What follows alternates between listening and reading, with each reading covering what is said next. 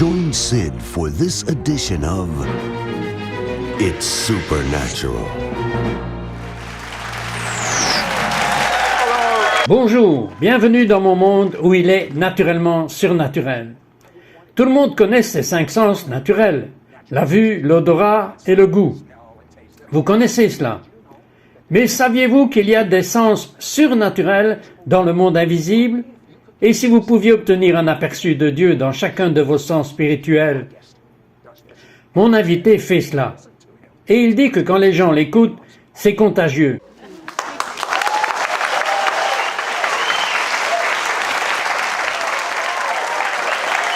Bonjour, c'est Trot ici avec Jérémy Nelson et je vais vous dire quelque chose. Je ne peux rien imaginer de plus tragique que quelqu'un qui développe le stade 4 du cancer et qui ne connaît pas la guérison surnaturelle de Dieu et d'avoir un fils. C'est juste un jeune.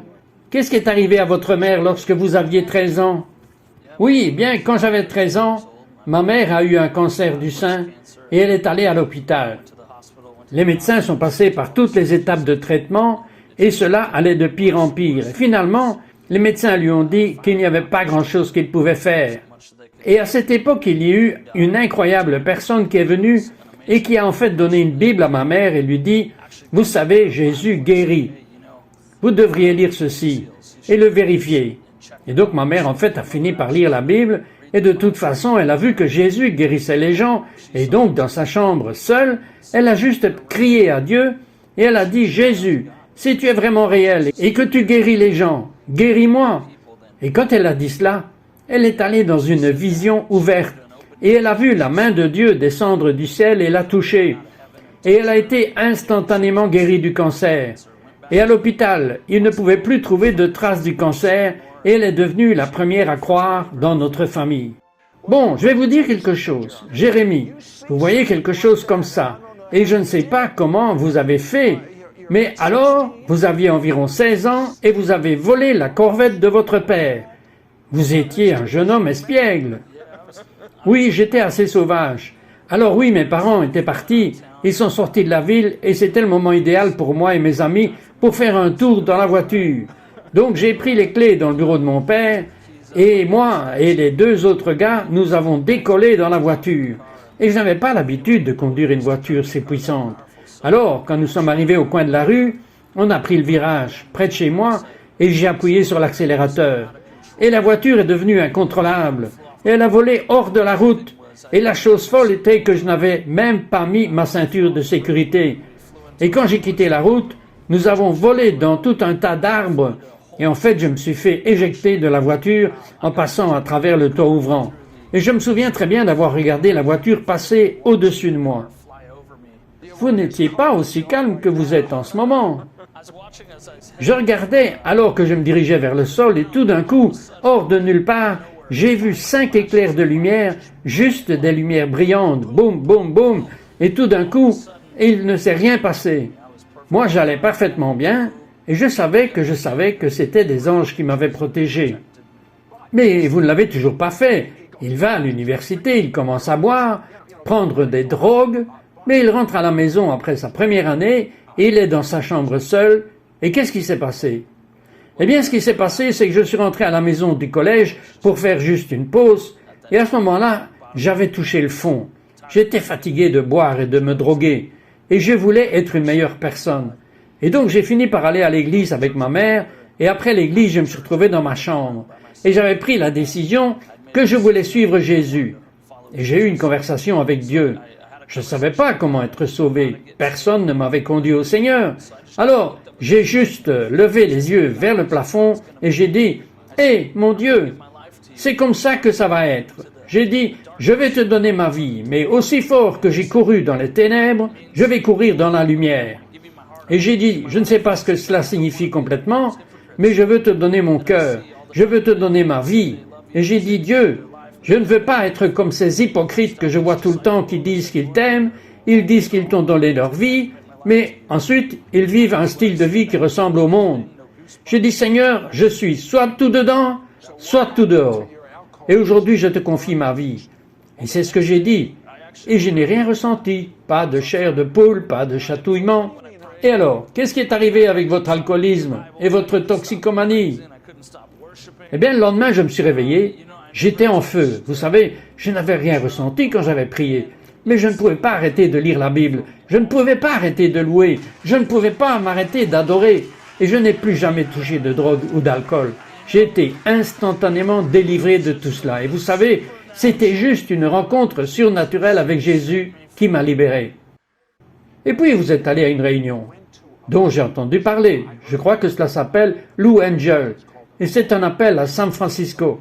Heidi Baker parle et vous avez une rencontre avec Dieu. Qu'est-il arrivé? Je suis allé à la réunion de prière et c'était un stade plein de monde et c'était incroyable. Je n'étais jamais allé dans un type d'environnement comme celui-là. Je n'étais sauvé que depuis un mois. Et les gens criaient à Dieu. Ils se repentaient des choses qu'ils avaient faites et j'ai senti le Saint-Esprit venir sur moi pour la première fois. Et cette femme, Heidi Baker, s'est levée. Elle a commencé à faire son segment du programme. Elle a commencé à déclarer que Dieu veut libérer un baptême d'audace, un baptême du feu, et elle a dit qu'elle sentait qu'il y avait du vent venant du ciel qui allait venir juste comme le jour de la Pentecôte, et que ce vent allait déclencher un baptême. Et ainsi elle a dit à tout le monde dans l'ensemble du stade, « Si vous voulez que ce vent descende, mettez-vous à genoux maintenant, et demandez cela à Dieu. » Et donc, nous nous sommes tous mis à genoux. J'ai commencé à pleurer à Dieu comme tout le monde. Et elle a en fait commencé à dire dans le micro, « Encore et encore, souffle le Saint-Esprit !» Et comme elle l'a fait, c'était incroyable parce qu'il n'y avait aucun vent dans le stade. Et au moment où elle est arrivée à dire cela pour la 30e ou 40e fois, tout d'un coup, le vent du Saint-Esprit a soufflé si fortement que les ordures s'envolaient partout autour. Et certaines personnes, vous pouviez le voir sur leur visage, étaient choquées. Et le vent soufflait, et les cheveux des gens volaient. Et tout d'un coup, les gens partout ont commencé à aller à la rencontre de Dieu, et moi inclus. Et que vous est-il arrivé? Ce qui s'est passé, c'est que j'étais juste dépassé par la joie de Dieu, par le feu de Dieu. J'avais l'impression que tout mon corps était rempli de feu. C'est la meilleure façon que je puisse le décrire. Et ce qui était incroyable à ce sujet-ci, c'est que cela n'a pas seulement duré un jour, mais cela a duré en fait 3 jours. Aimeriez-vous être en feu pendant 3 jours par le feu de Dieu? Aimeriez-vous cela?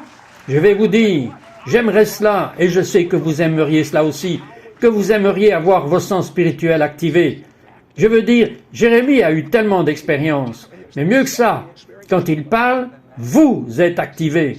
Nous revenons tout de suite après ceci. Be right back.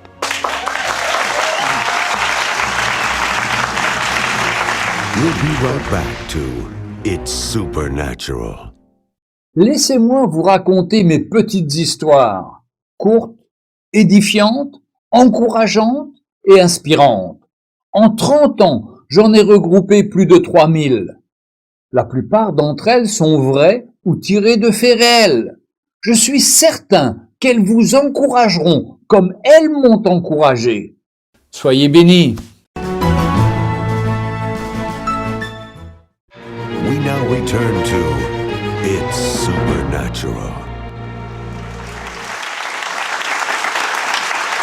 Bonjour, c'est Trot ici avec Jérémie Nelson. Alors, Jérémie, je suis juste submergé par la façon dont les dons de l'Esprit opèrent dans votre vie. Mais vous aviez commencé à avoir des miracles, mais pourtant il y avait quelque chose au fond de vous qui disait qu'il devait y avoir quelque chose de plus. Et en fait, il en avait vu plus que la plupart des croyants bibliques, mais il était frustré. Et il a rencontré un homme du nom de Bobby Connor. Et Bobby Connor a commencé son mentorat. Et il lui racontait des histoires de choses qui lui étaient arrivées. Par exemple, racontez-moi une des histoires les plus folles que Bobby vous a dit.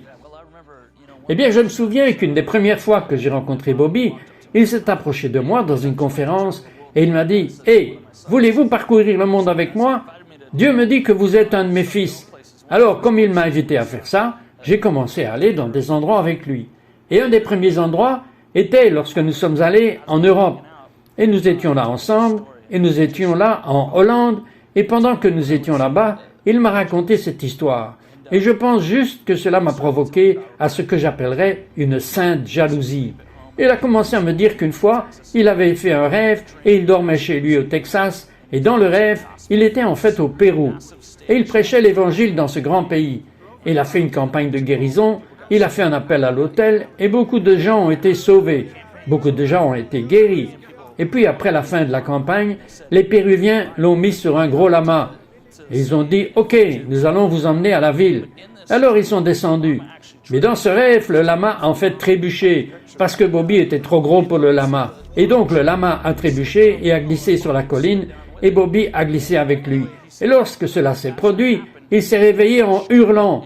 Et quand il s'est réveillé, en hurlant, sa femme s'est réveillée et elle a crié aussi. Qu'est-ce qui se passe?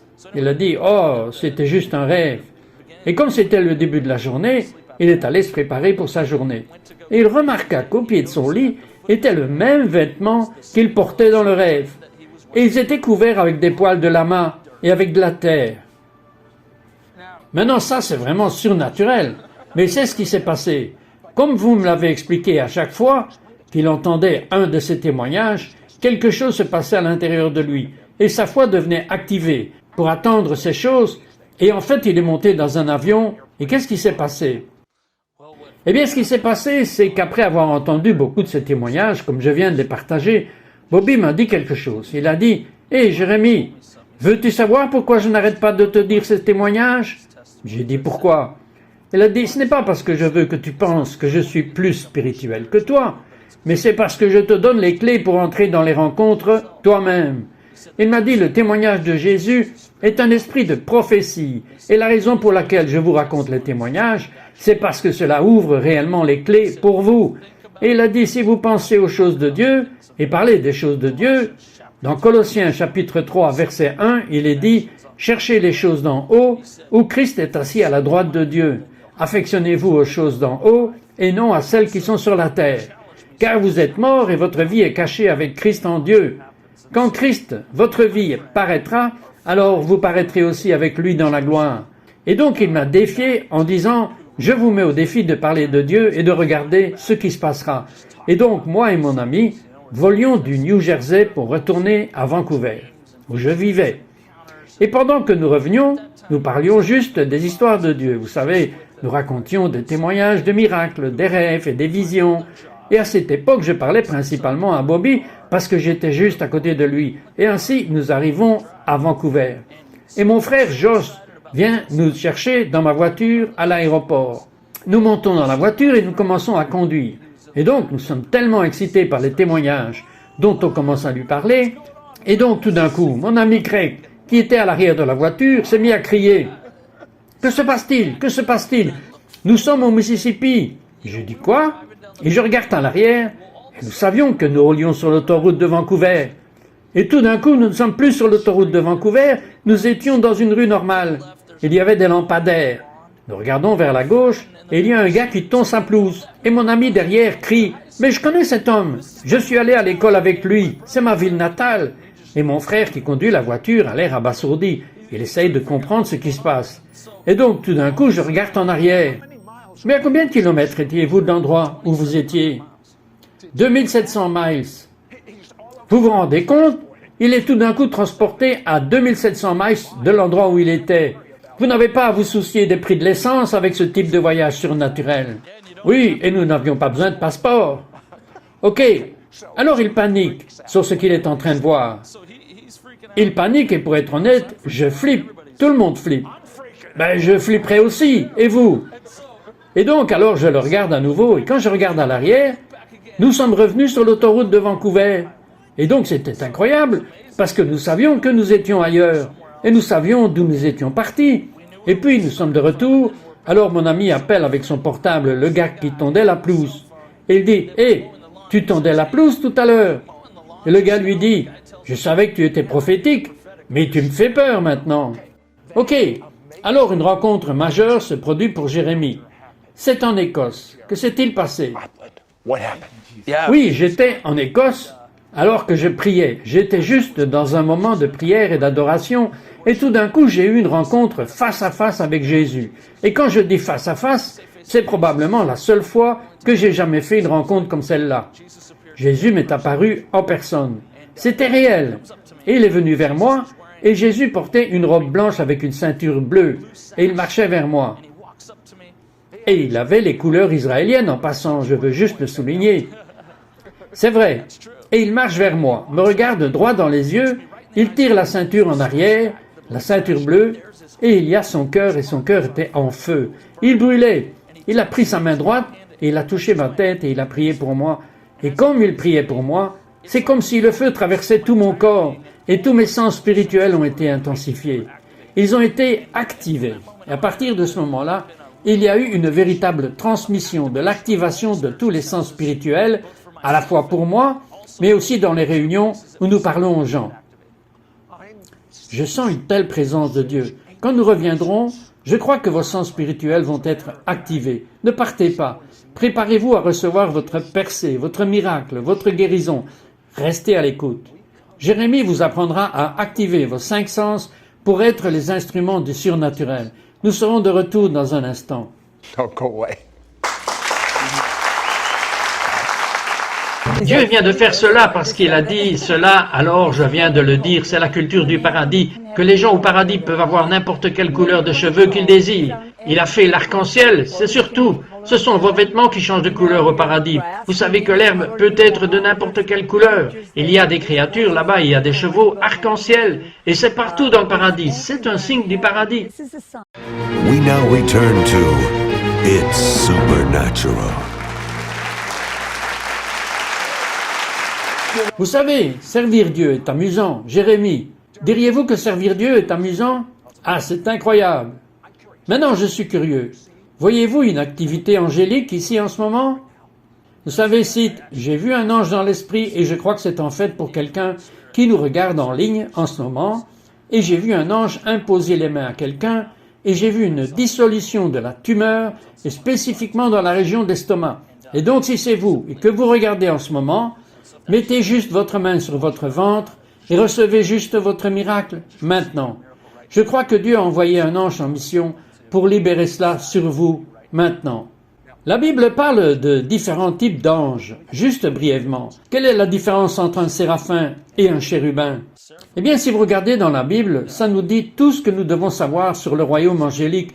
Et donc, je pense vraiment qu'il n'y a pas d'excuse pour ne pas comprendre ce domaine. Si nous comprenons ce que dit le mot, les anges séraphins sont des anges de feu. Et ils sont comme dans Ésaïe 6.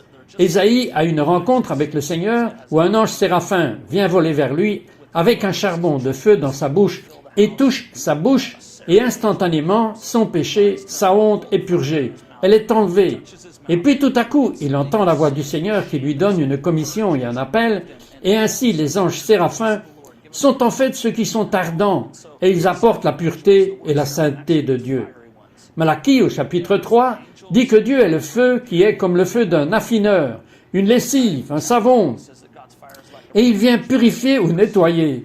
Et donc nous avons été dans des réunions plusieurs fois où nous prêchions et j'ai vu en esprit des anges séraphins et je les verrai comme des êtres de feu ou parfois je les verrai comme Ésaïe où ils sont des charbons ardents.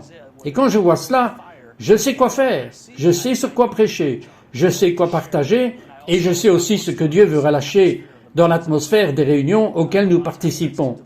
Et beaucoup de fois, c'est pour délivrer les gens de maladies, de la servitude, des attaques de l'ennemi, qu'il s'agisse de dépendance ou de pornographie. Mais ces anges viennent apporter la pureté et Dieu les envoie du trône pour enlever les choses qui entravent les gens de connaître mieux Dieu.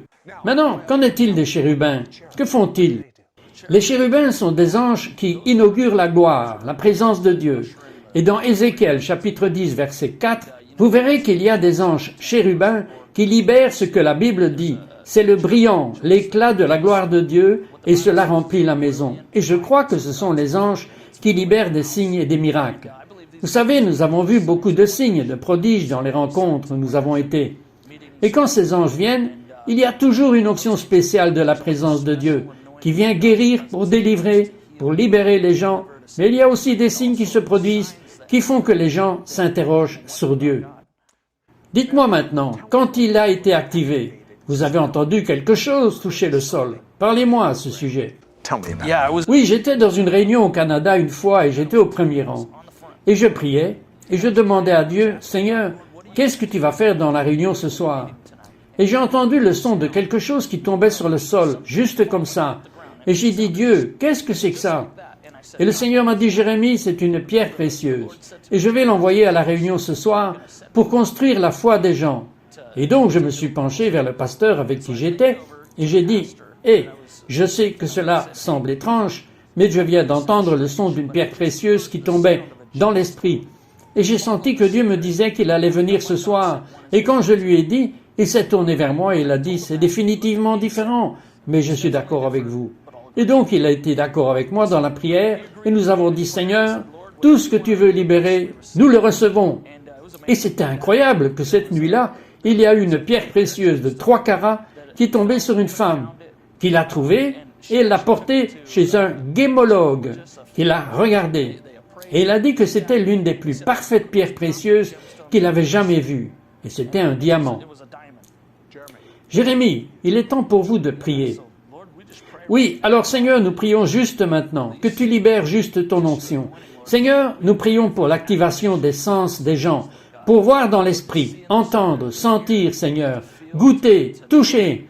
Nous prions maintenant pour des rencontres surnaturelles qui marqueront la vie des gens, même comme Ésaïe a eu, Seigneur, Dieu, où le feu de Dieu viendrait charger une génération d'entrer dans la pureté, la sainteté, la puissance et la foi. Et Seigneur, nous venons de libérer en ce moment juste une onction de signes et de miracles, que les vies des gens soient transformées et radicalement changées au nom de Jésus. Amen.